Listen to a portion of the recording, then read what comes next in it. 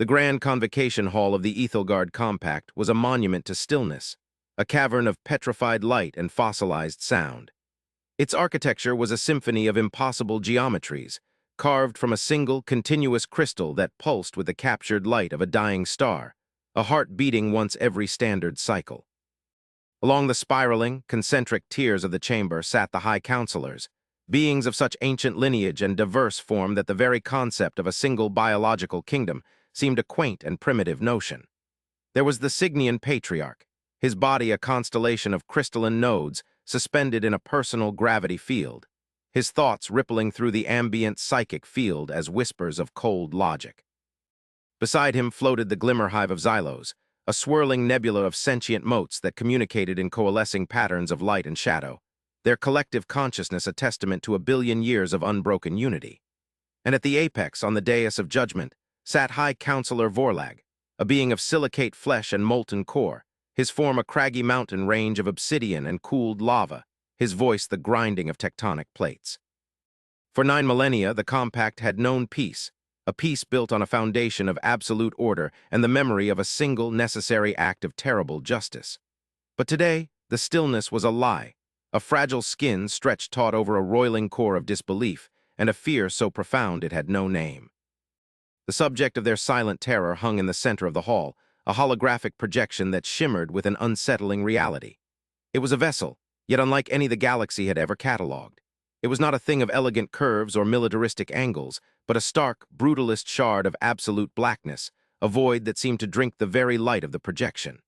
It gave no energy readings, no heat signature, no drive emissions, no life signs.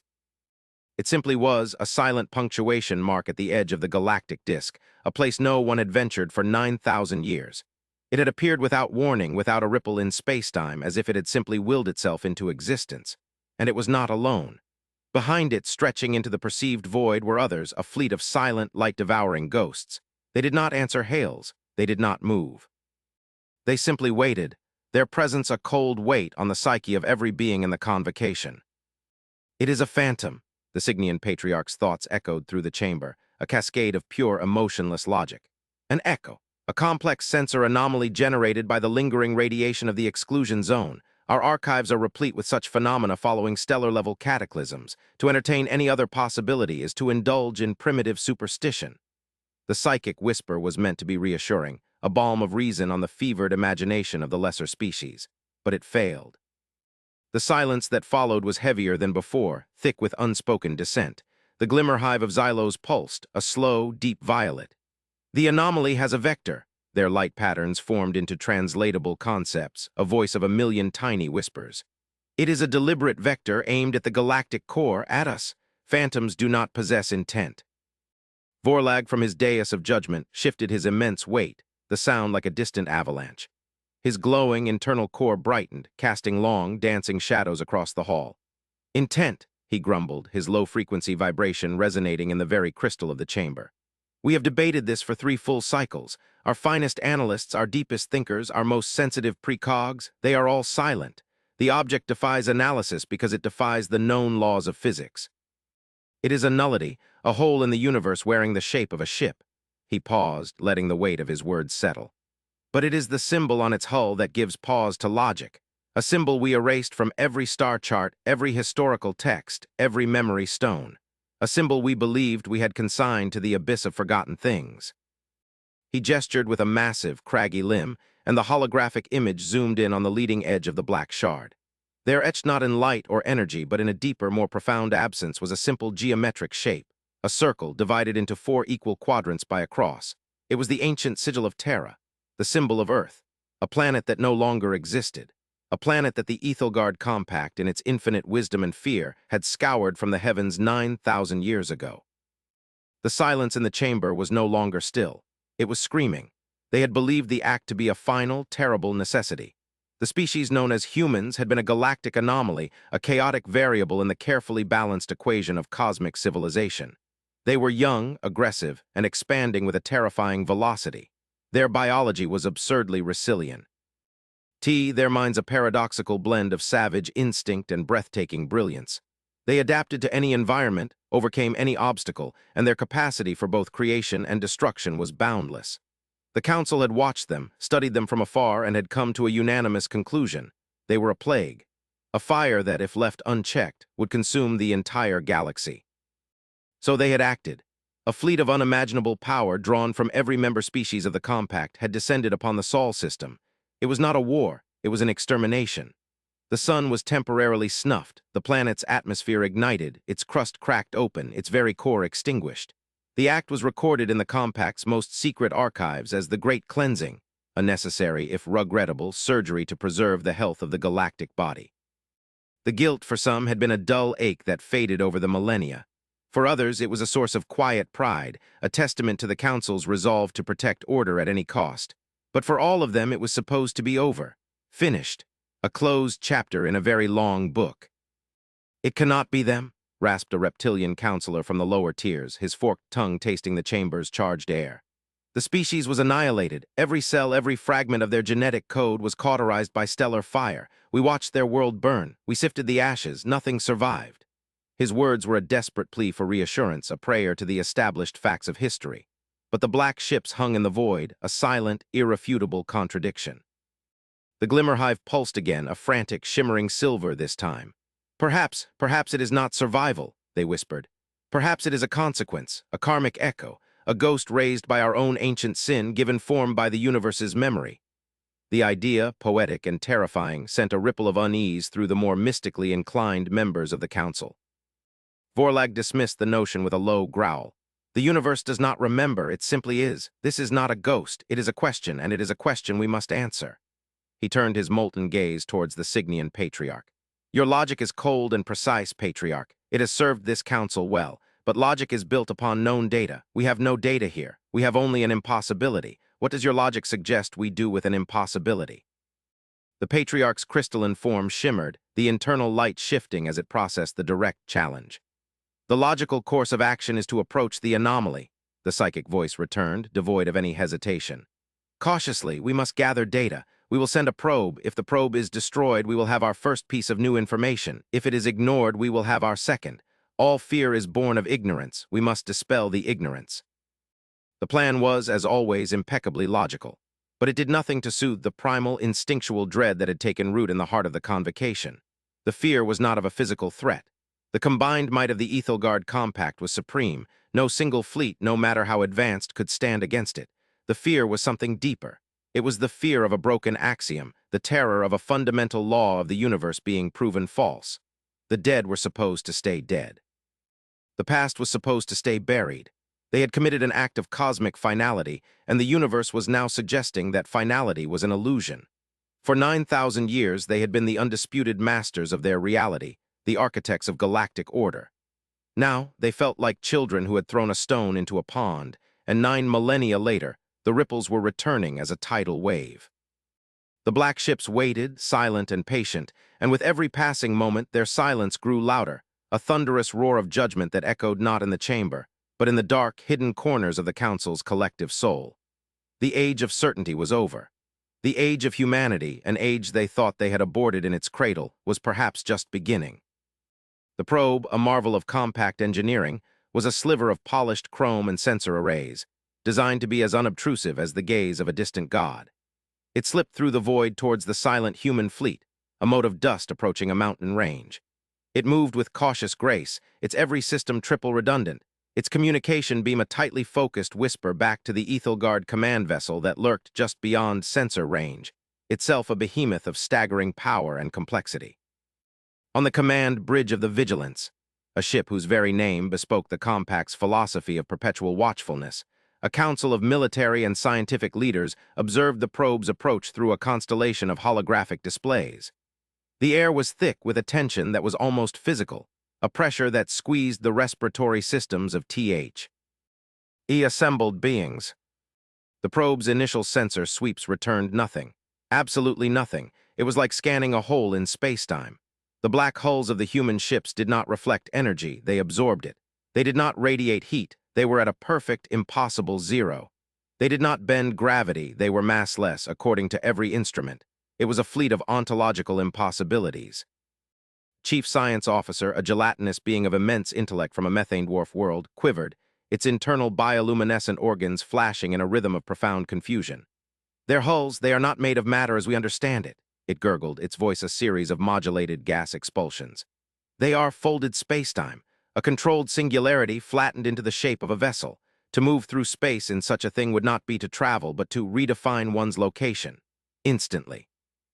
This pronouncement was met with a stunned silence. The compact used wormholes, warp drives, hyperspace lanes, all methods of bending or cheating the laws of physics to achieve faster-than-light travel. But to simply ignore those laws, to rewrite reality on a whim, it was the power of a creator, not a civilization. As the probe drew closer, its high-resolution optical sensors focused on the lead vessel, on the strange, quartered circle sigil. And then something happened. Not an attack, not a defensive screen, not a communication. The sigil changed.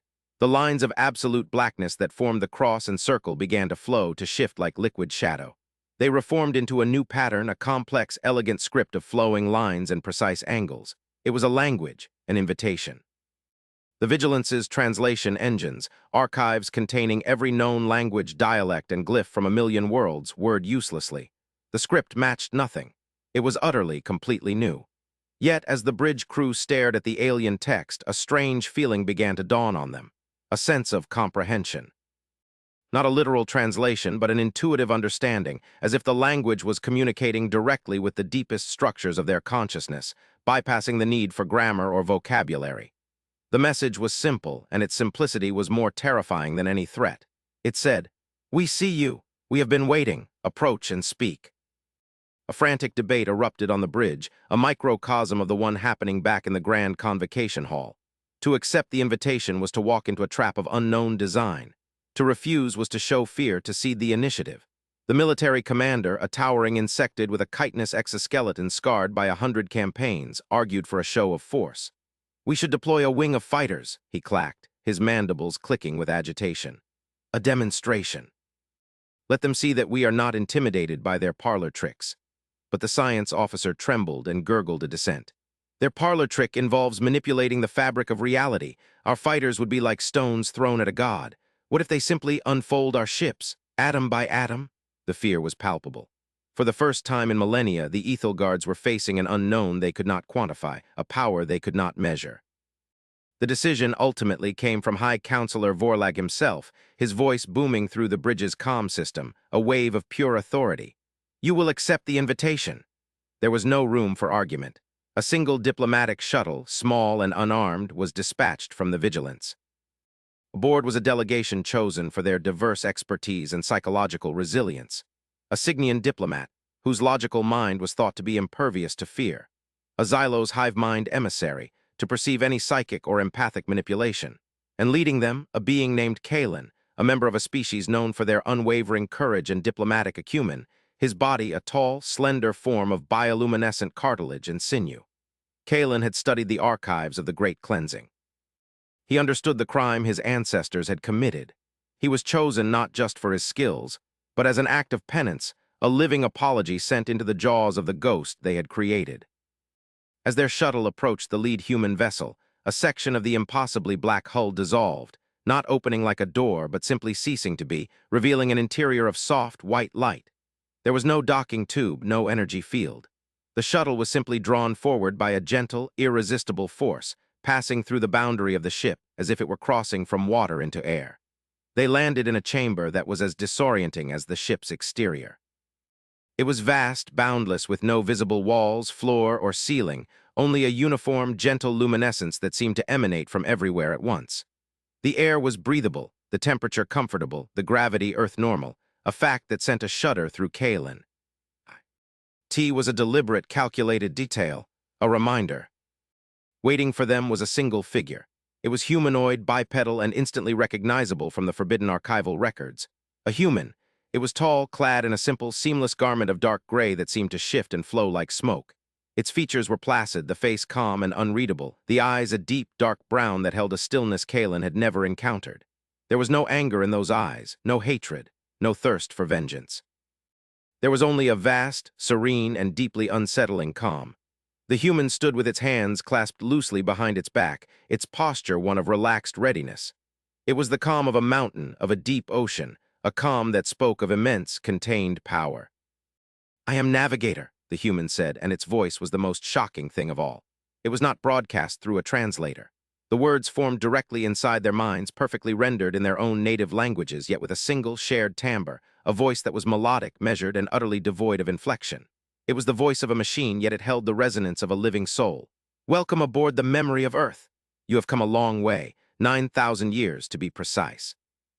The statement was not an accusation. It was a simple, factual observation, and that made it all the more chilling. Kalen felt the psychic presence of the Xylo's emissary recoil in his mind, a wave of pure shock. The Signian's cold logic was, for the first time, faltering, unable to process the sheer incongruity of the situation. They had come expecting monsters, screaming for revenge. They had found this quiet, contemplative being that spoke of their species. Extinction with the detached air of a historian discussing a fallen empire. We are a delegation from the Ethelgard Compact," Kalen managed, his own voice sounding strained and thin in the vast white space. "We have come to understand your intentions." The human, the navigator, tilted its head slightly, a gesture of mild curiosity. "Our intentions," it repeated, the word echoing in their minds. "Our intention is to speak, that is all. We have been away for a long time. The galaxy has changed. We wish to learn of these changes." The sheer audacity of the statement was breathtaking. They spoke as if they had been on a long voyage of discovery, not cast into the void as a race of refugees fleeing their own annihilation. Kalen struggled to reconcile the being before him with the historical records of humanity, the loud, emotional, chaotic species that had terrified the Council into committing deicide. "You survived," Kalen stated, the words feeling inadequate and foolish as soon as he uttered them. The navigator's lips curved into the faintest hint of a smile, an expression that did not reach its deep, still eyes. "Survival is a limited concept," it replied, its mental voice gentle but firm. "It implies a return to a previous state. We did not survive. We became. The fire you sent to our world was not an ending. It was a crucible. The heat of our dying sun was a forge. The pressure of our extinction was a catalyst. You meant to destroy us, and for that, we are grateful. You gave us the focus we lacked. You gave us the unity we could never achieve on our own. You forced us to abandon our sentimentality, our individuality, our limitations." As the navigator spoke, the white light of the chamber began to shift. Images formed in the luminous space around them, ghostly, three-dimensional tableaus that flowed one into the next. They saw the last days of Earth, not as a scene of terror and destruction, but as a silent, coordinated exodus. Billions of minds linked together in a final, desperate act of collective will, shedding their physical forms, uploading their consciousness into a vast planetary network. They saw the planet's crust buckle and burn, and they saw the stored consciousness of humanity, a river of pure information, flee into the void, carried on beams of exotic energy towards a fleet of automated arcs hidden in the dark spaces between stars. They were shown millennia of wandering, of existence as pure data in the cold, silent dark. They witnessed the slow, painstaking process of designing new bodies, not of flesh and blood, but of programmable matter and contained energy, bodies that would never age, never sicken, never die. "You believed life was a property of biology," the navigator continued, its voice a calm narration to the epic silent film unfolding around them. "A fragile carbon-based phenomenon. We learned that life is information, and information, once freed from its biological prison, is eternal. We are no longer individuals driven by fear and desire. We are a nexus, a single, unified consciousness distributed across countless bodies, countless ships. We are humanity. We are one." The final image that formed in the air was of the navigator itself, and then another and another until the white space was filled with thousands of identical, calm-faced figures, all standing in silent contemplation, their dark eyes all focused on the terrified delegation. The Xylo's emissary let out a silent, psychic scream. The Signian's logical mind, faced with the concept of a species transcending individuality to become a singular, immortal god mind, was finally and completely broken. It could only repeat a single, looping thought: impossible, impossible, impossible. Kalen alone held his ground, his body trembling but his mind clear. He looked at the navigator, at the single representative of the infinite multitude, and he finally understood the nature of the fire humanity had brought back with them. It was not the fire of war or revenge. It was the fire of transcendence. A fire that had burned away everything they had once been, their passions, their flaws, their very humanity as the Compact had understood it, and had forged them into something new, something vast, and something utterly, terrifyingly alien.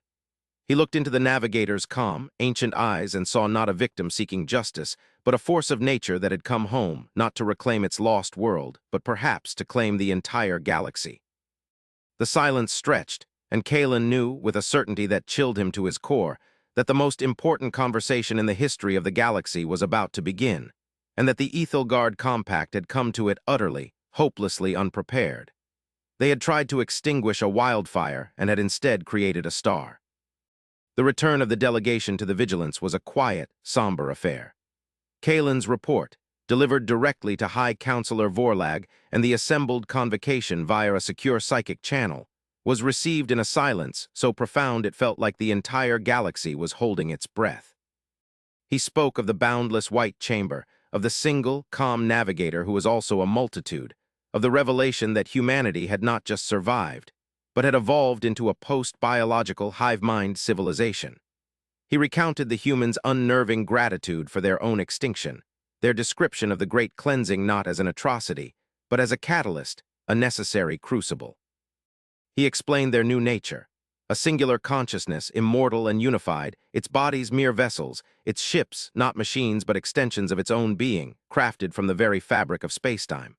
The concepts were so far beyond the Council's experience that they struggled to even form a coherent emotional response. The neat categories of friend and enemy, victim and aggressor had dissolved, replaced by a vast, terrifying unknown. When Kalen finished, the chamber remained silent for a long time. The psychic static of 1,000 powerful minds trying to process an impossible reality was a low hum in the background. The Signian Patriarch, its own delegate's mind having been shattered by the revelation, was the first to break the silence. Its psychic voice was strained, the usual cold logic laced with a new, unfamiliar tremor of fear. This changes nothing of the fundamental equation. They are a singular entity of immense power whose origins lie in an act of aggression by this council. They may claim gratitude, but this could be a deception of unimaginable subtlety. A 9,000-year deception. They remain a potential threat. A threat, I now concede, far greater than we had ever conceived. The glimmer hive of Xylos, usually a source of mystical and philosophical insight, pulsed with a chaotic, fearful light. They are what we have always feared becoming, their collective thought whispered. A perfect unity, an end to the self. A silent, eternal chorus. It is the beauty of the abyss. To even contemplate their existence is to feel the pull of that void. It was Vorlag, his molten core burning with a steady, intense light, who brought the council back to the precipice of the present. Threat, deception, he boomed, his voice a grinding of consonants. We are like ants debating the nature of the foot that is about to fall. Did you not listen to the emissary's report? They do not travel, they redefine their location. Their ships are not matter, but controlled singularities. We sent our mightiest fleet to burn their world, and they used the fire to temper their souls into a single, immortal blade. We are discussing threats, while they have likely already calculated every possible move we could make, every thought we are having right now. He paused, the weight of his realization settling over the chamber like a shroud. The question is no longer what we should do to them. The question is what they intend to do with us. The answer to that question came sooner than they could have imagined. As the council debated, a new message arrived from the human fleet. It was not a demand or a threat. It was an invitation. The entity calling itself humanity invited the entire Ethelgard High Council to a neutral point. In space, to a location they would prepare to discuss matters of cosmic significance. They were not to come with fleets or armies, but as diplomats, as equals. The audacity of the proposal was matched only by the Council's complete inability to refuse. To decline would be to admit fear, to cede all control. To accept was to place their very existence in the hands of the beings they had so grievously wronged. After a short, tense, and unanimous vote, they accepted. The designated meeting place was a desolate, empty sector of space, far from any star or planet. When the Council's delegation of unarmed diplomatic barges arrived, they found nothing there. The human fleet was gone. There was only the void. The counselors waited, their ancient patience warring with a growing sense of unease, and then space itself began to change. The void folded, the stars warped. A structure that had not been there a moment before simply was. It was a station of breathtaking scale and impossible design, a sphere of swirling, opalescent energy and crystalline structures that seemed to hum with a silent internal power. It was not built, it was composed, a symphony of solidified light and woven spacetime. A gateway opened in its side, a perfect circle of calm, and the council's ships were drawn inside into a docking bay that was as large as a small moon. They were met not by an army of navigators, but by a single one identical to the first.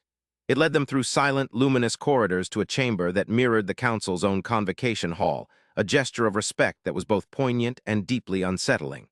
There were tiers, a central space, and a raised dais.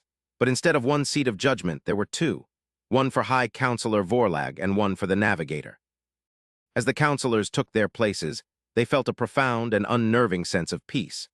The very atmosphere of the station seemed to calm their minds, to soothe their anxieties, to strip away their aggression and leave only a state of pure, rational contemplation.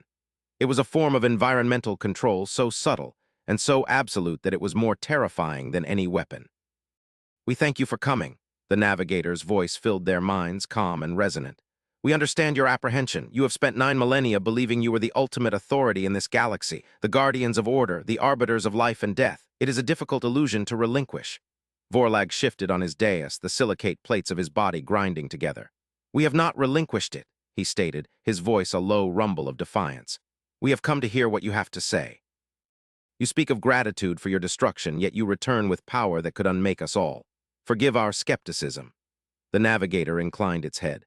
"Perfectly logical. You cannot comprehend our perspective because you are still bound by the limitations we shed. You are still a collection of eyes. Your fear, your skepticism, your pride, they are all artifacts of the individual ego, the biological imperative to survive. We have no such imperative. We simply are. And our continued existence has a purpose that now transcends our own history." The navigator raised a hand, and the center of the chamber dissolved, not into a hologram, but into a window. A window that looked out not on the empty space they had just left, but onto a scene of cosmic horror. They saw a galaxy, not their own, but a distant one, and they watched in compressed, accelerated time as it died. A wave of nothingness, a creeping, inexorable corruption, spread from its outer edges, moving inwards. Stars did not explode, they simply went out, their light and energy consumed by a silent, spreading blight. Planets did not shatter, they crumbled into gray dust. Nebulae did not disperse, they dissolved into a uniform, featureless haze. It was not destruction, it was erasure. The quiet, orderly, and absolute end of everything. "We have been busy for these last 9,000 years, the navigator's voice continued, now imbued with a new and profound gravity. "We did not flee to the edges of this galaxy. We fled this galaxy entirely. We crossed the intergalactic void, and we found that the universe is larger and emptier than you believe. There are ruins out there, the ruins of countless civilizations spanning billions of years, the echoes of empires that mastered forces you cannot even imagine, and they are all gone. All silent, all erased by this." The view in the window shifted, zooming in on the leading edge of the encroaching blight. It was not a fleet. It was not an energy wave. It had no discernible properties at all. It was a slow, patient entropy field, a moving patch of cosmic law where the fundamental constants of physics had been changed to preclude the existence of complex matter and energy. It was the universe beginning to turn itself off. "We call it the static," the navigator said. "The great silence. See, it is not malevolent. It has no intelligence. It is simply a fundamental process of cosmic decay, a process that is accelerating. It has consumed thousands of galaxies already, and it is coming for this one." The council stared at the window, their minds reeling. Their millennia-long squabbles, their political maneuvering, their carefully constructed order, it was all rendered utterly, laughably insignificant in the face of this silent cosmic tide. "Why?" Vorlag rumbled, his voice stripped of all its former authority, replaced by a raw, primal awe. "Why are you telling us this? Why did you return?" The navigator turned its calm, ancient eyes upon the High Counselor. "Because in all our travels, in all the dead galaxies and ruined worlds we have explored, we have never found a single trace of any civilization that faced this and survived. They were all collections of eyes, just like you. When the static arrived, they fractured, they panicked, they turned on each other. Their individuality, their self-interest was their doom. We, however, are different. We are one. We faced our own end once, and we were forged into something stronger by it. We believe we can resist the static. We have developed technologies, philosophies, entire sciences based on the manipulation of reality. We have brought back the fire of creation, the ability to write new laws of physics, to build shields not of matter, but of possibility." A long silence descended upon the chamber, a silence filled not with fear, but with dawning, world-altering comprehension. You need us." Kalen whispered from his place in the delegation, the realization hitting him with the force of a physical blow.